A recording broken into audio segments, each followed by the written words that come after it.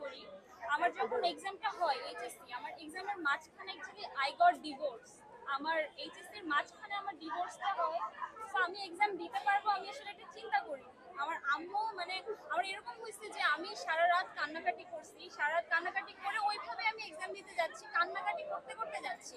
আমার আম্মু আমাকে শুধু পাশ থেকে বলতেছে, আম্মু তুমি জাস্ট হলে বসো, তুমি এক্সামটা দাও, তুমি পাস করো ফেল করো এটা ম্যাটার না, তুমি এক্সামটা দাও, তুমি স্ট্রং থাকো।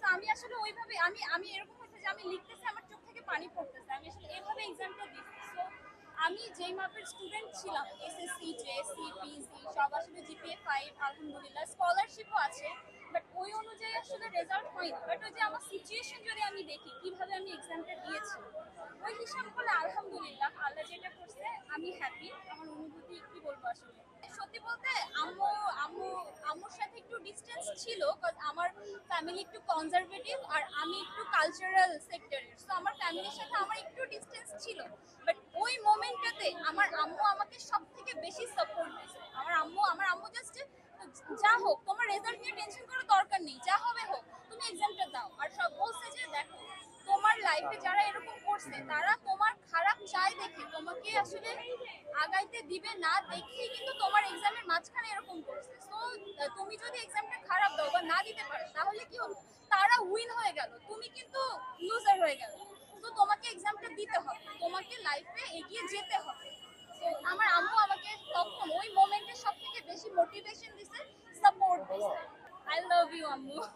একটা মানুষকে ঠকিয়ে বা একটা মানুষের জীবনটা নষ্ট করার চেষ্টা করে নিজে কিন্তু জীবনে কখনো হ্যাপি থাকা যায় না। তো আমি এটাই তাকে বলতে চাই যে আমার সাথে যেটা করছে আর কারোর সাথে যেন সে সেটা না করে।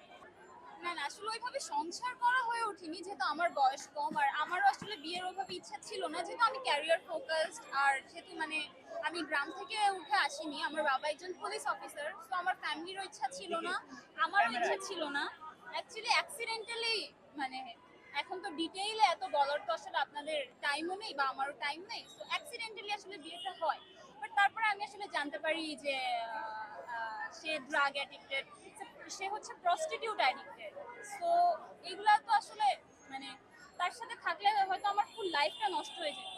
তার থেকে সরে এসে হয়তো কি হয়েছে আমার এইচএসসি অ্যাডমিশন এই ফেজটা হয়তো আমার খারাপ যাচ্ছে, বাট আমি ইনশাল্লাহ আমি চেষ্টা করব আমার ক্যারিয়ারটাকে অনেক দূর নিয়ে যাওয়ার। বাট আমি যদি তার সাথে এই লাইফটা যদি আমি মানে কন্টিনিউ করতাম তাহলে হয়তো আমার ক্যারিয়ারটা মানে ওখানেই শেষ হয়ে যেত। তো আমি আসলে এটা চাইনি।